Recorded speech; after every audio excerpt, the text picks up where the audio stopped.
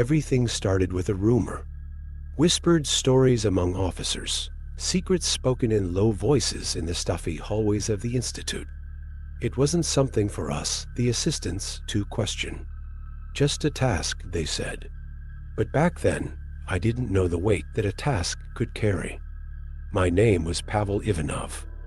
I was a maintenance technician, newly transferred to a special project in the winter of 1949. The location?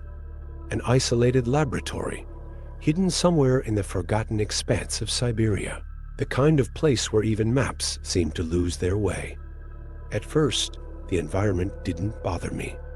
The cold was brutal, and the concrete walls felt more like a prison than a laboratory, but no one spoke of it. My job was simple: monitor the systems of the chamber. Machines, ventilation, the gas. I was told it was a scientific breakthrough, something to help the country defeat any enemy. That's how they justified using volunteers. We were forbidden to call them prisoners. On the first day, I observed them through the small window of the chamber. 5 men. Thin, their eyes varying between despair and anger. They seemed suspicious, as if they knew something terrible was coming. Who could blame them? I too felt something different in that place, as if the air carried a tension that couldn't be measured by our instruments. The first 48 hours passed without incident. They talked to each other, sometimes even laughed, as if they were trying to cling to the last fragments of their sanity. But I noticed something. None of them ever looked at the window. It was as if they knew that we, on the other side, were accomplices. The orders were clear. No one sleeps. The gas was the key. What would happen if they resisted? The colonel laughed when I asked. "They won't resist for long," he replied, his tone casual, as if discussing the weather. But he was wrong. The laboratory was more than just concrete and machines. It had a life of its own, or at least it seemed that way. The constant hum of the motors and respirators filled the air, creating a kind of background music that never stopped. For me, it became a form of comfort, a reminder that everything was still functioning, still under control. But what really made the place unbearable was the absence of any windows to the outside world. We were isolated, with no sense of day or night, the Siberian cold on the other side of the walls, and something much colder growing inside us. Each day, it felt like the walls were closing in just a little more, slowly crushing any semblance of normality. The 5 men in the chamber weren't chosen at random. I knew that. Each of them had a history that justified their presence there: traitors, dissidents, alleged spies. The only thing they had in common was their anger. You could feel it in the way they moved, in the way they spoke. A raw anger, directed at us, at the system, perhaps at fate itself. There was one, however, who caught my attention. A thin man with a sharp gaze and a disturbing stillness. He never raised his voice, but his words seemed to carry more weight than the others. They called him Sokolov. He was the kind of man who made others fall silent when he spoke. He didn't say much, but when he did, even I, on the other side of the glass, could feel a chill run down my spine. On the 3rd day, something changed. The conversations grew quieter. The laughter disappeared. They began to speak more softly, as if they feared the gas might be listening. And it was in this subtle shift that I noticed something that disturbed me deeply. They weren't just tired or irritated. They were afraid. Afraid of what? I didn't know, but I had the feeling that we were all about to find out.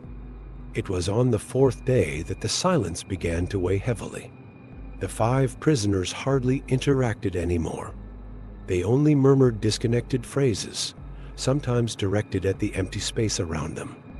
I watched it all through the chamber window, trying to understand. They were breaking, I thought. It was expected. But then, something happened that made me doubt this conclusion. During my night shift, I heard a sound that shouldn't have been there. It didn't come from the chamber. It was something farther away, like a faint echo, almost imperceptible, reverberating through the empty hallways of the laboratory. For a moment, I thought I was imagining things, but the sound returned.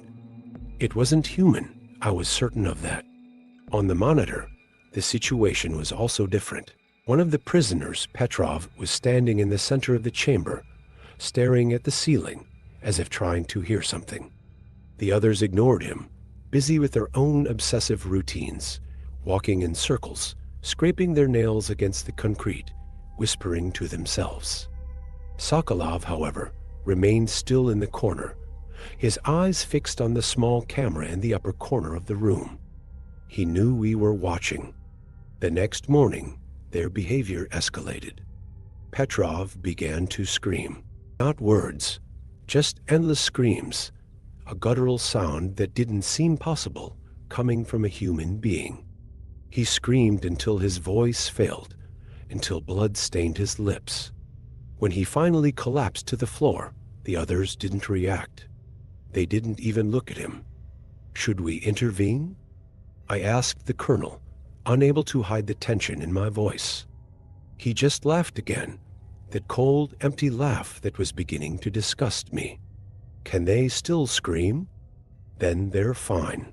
I didn't know what was worse, the colonel's indifferent gaze, or the growing sense that there was something terribly wrong with that gas.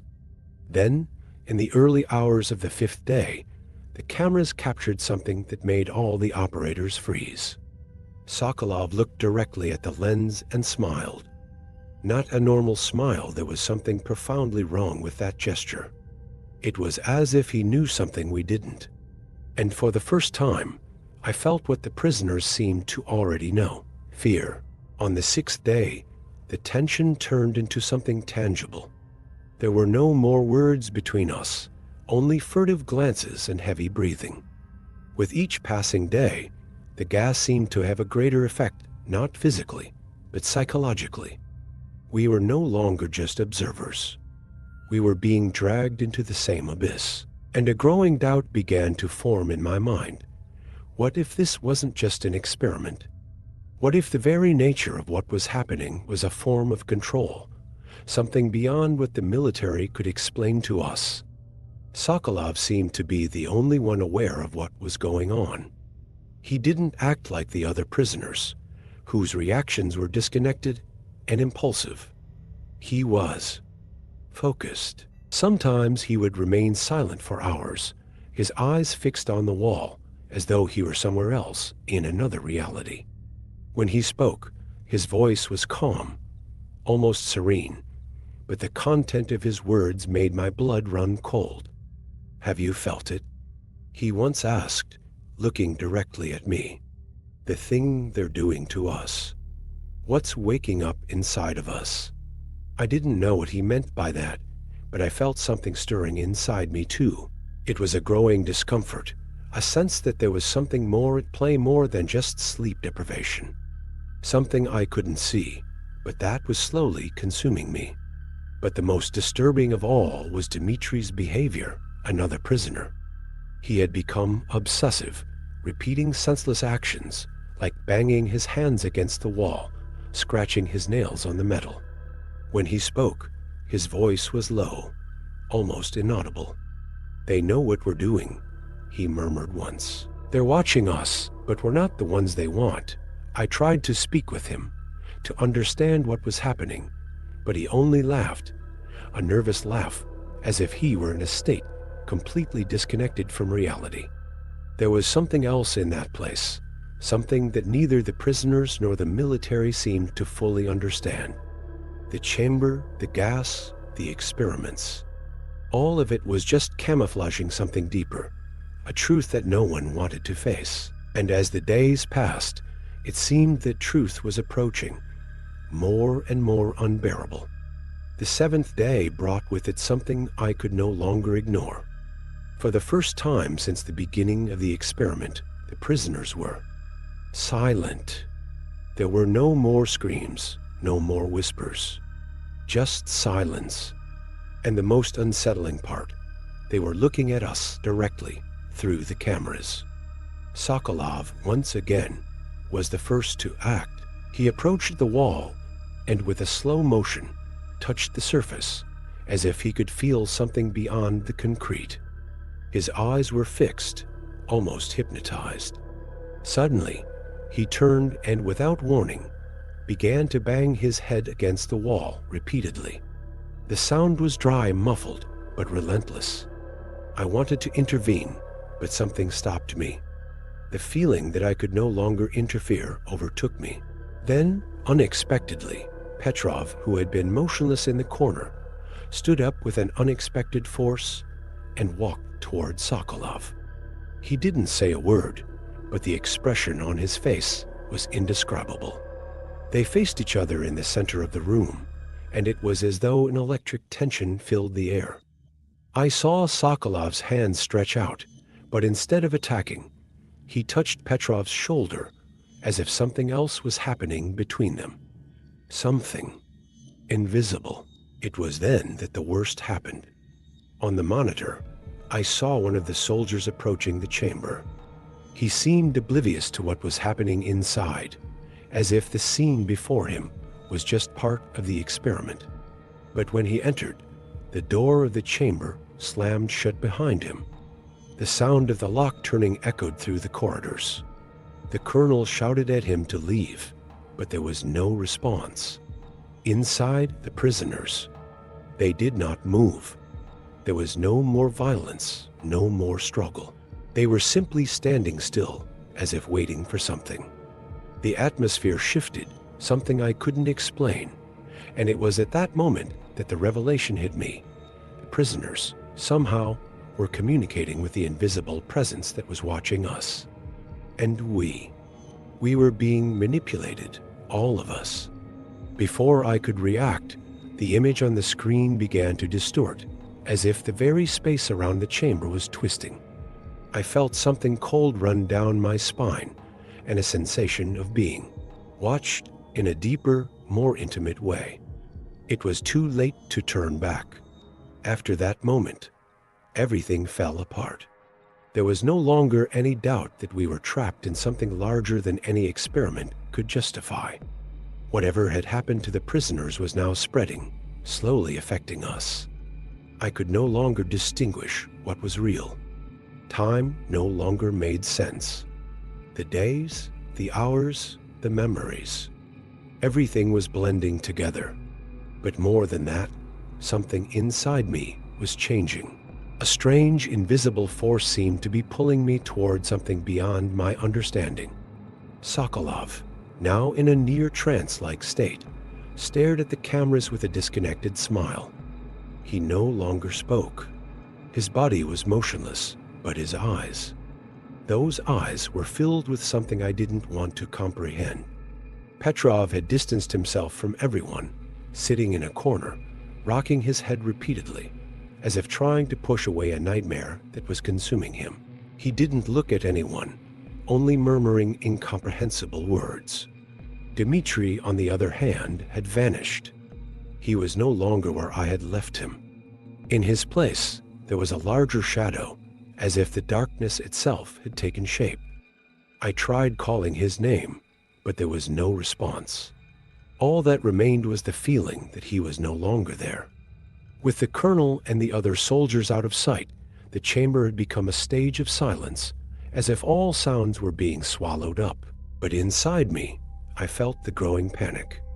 I no longer knew who to trust, and the doubts about what was really happening were starting to consume my mind.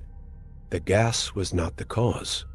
Something was transforming us, altering who we were, stripping away the last remnants of our humanity. I felt as if I were sinking into an invisible mire, becoming heavier, more lost. The pressure inside my head was unbearable. And the worst part, there was no way to escape. I looked at the screen one last time, where Dmitri's image had disappeared, and all that remained was a dark figure, eyes bloodshot, staring at me intently. No, it wasn't Dmitri. It was something more. Something that didn't conform to the human form. And I was on the verge of becoming part of it. I no longer knew how to stay calm. Each second that passed inside that chamber felt like an additional weight on my mind. Reality, as we knew it, was disappearing, and I found myself trying to anchor myself to something still. Human. It was when I looked at Sokolov that an idea, or perhaps an obsession, began to form in my mind. He was there, standing, in a trance-like state, but his expression wasn't that of a victim. There was a disturbing calmness in his gaze, as if he had already accepted what was happening around him. I didn't know what he saw, but something inside me told me he knew more than he should. I approached slowly, my footsteps echoing in the silent chamber. "Sokolov," I called, my voice scratching my throat. He didn't move, but his gaze seemed to fix on me. It was as if he was seeing inside me, not just the outside. "Do you feel it too?" I asked, more to myself. There was no answer, only silence. I touched his shoulder, and as I did, a wave of energy passed through me. It was cold, yet at the same time deeply warm. I almost let out a scream, but I held it back. Something was happening inside me. I could feel the limits of my mind unraveling. "Do you know what's happening?" My voice was low, but filled with an urgency I never imagined I had. Sokolov simply shook his head, and I saw the faintest hint of a smile. It wasn't an answer, but it wasn't a sign of despair either. He knew. Gradually, I began to understand what was happening. The gas, or whatever it was, wasn't just keeping us awake. It was awakening something in us, something that shouldn't be awakened. The silence broke with a sound coming from the back of the chamber, a crack in the wall, something that seemed to be coming from inside, not outside. I looked at the others, still motionless, and realized they too had begun to transform. Not physically, not completely, but in their expressions, in the small things, the way their bodies were now aligned almost perfectly, as if an invisible force had united them. And I was beginning to understand that there was no going back. I needed to act. I could no longer wait for someone to save me, or for the experiment to end on its own. I needed to control this. I needed to fight against the darkness that was taking over me before it was too late. It was too late for many, but maybe, just maybe, there was still a chance for me. The silence in the chamber now seemed impenetrable, as if the space had been transformed into something that didn't belong to this world. The clock, if there even was one anymore, made no sense. The walls, with cracks slowly spreading, seemed to be breathing. Or maybe it was me, my body reacting to the terror running through my veins. Sokolov was still there, motionless, but with his eyes fixed on me, as though he were watching me with a depth that made me feel naked. The weight of the situation, of whatever it was becoming unbearable. The idea of being consumed by it, by this thing, this force, was becoming my only reality. I didn't know what would come next, but something inside me had already changed. I wasn't trying to understand anymore. I was simply accepting that there was no control left. Whatever the gas had triggered, we were no longer just victims. We were part of it now. The tension was mounting, as if something was about to snap. I looked around. Petrov was still shaking his head repeatedly, but now his eyes were fixed on me. And I knew. He knew. Sokolov knew. We all knew. "We have to do this," I murmured to myself. I didn't know what this meant, but I knew I needed a plan. A plan to get me out of this. To get me out of this thing that was forming around us. The chamber was now almost in complete darkness. What little light remained seemed fragile, as if the very power system was being affected by the presence of this force. I felt my breath quickening, but something inside me was also calm. Maybe it was fear, or maybe it was the acceptance that I had nothing left to lose. It was time. I was ready to confront whatever was becoming part of me, even knowing that whatever happened, I could never go back. I was on the brink of something. Something big, something inevitable. I felt it in every fiber of my being, a growing pressure, as if the reality around me was made of glass about to shatter. The sound of the cracks in the walls now felt like music, an omen that all of this was about to end. Or perhaps begin. Sokolov, Petrov, the others. They no longer made sense. They were there, but they weren't. Their bodies were there, but their souls, their eyes weren't the same. They were empty eyes, eyes that saw more than any human being should see. I was aware that there was no longer any line between the human and the inhuman. And now somehow, I didn't know where that line was either. The air was thick, heavy, as if the chamber itself was becoming something alive, breathing with a will of its own. Every inch of skin on my body was on edge. The pressure in my head grew with every second, as if I was being crushed from the inside out. I could feel my sanity slipping away, but what if that was what I was supposed to feel? Perhaps the only way out of this was to lose everything that made me who I was. I looked at Sokolov, the only one who still seemed somewhat aware, if that even made sense. His eyes were fixed on a point ahead. "This is what they wanted," he said, his voice almost inaudible. I couldn't answer. What could I say? They, the researchers, those who had started this experiment. Or maybe he was referring to something else, something even greater. Before I could form any thoughts, I heard a sound that cut through the air, a sharp noise, as if something had broken the barrier of space, of time. The crack in the wall exploded suddenly, and a wave of heat and darkness flooded the chamber. I tried to move, but it was as if the floor had glued itself to my feet. The dense air around me was now thick with a deep premonition. Something was here. Something was coming, and whatever it wasn't human. And then, as if space itself had folded, something moved before me. It was no longer just a presence. It was real. It was physical. But it was not something I had ever seen before. I didn't know how to fight it. I didn't know how to fight what I had become. Everything went dark. When the darkness finally dissipated, everything seemed unrecognizable. I didn't know how much time had passed or what had happened. All I knew was that I was standing, but not like before. Not like before the experiment, before that thing had infiltrated my mind and my body. What was left in the chamber was no longer the same cold prison. The structure was distorted, the walls writhing as if they were alive, responding to something beyond our understanding.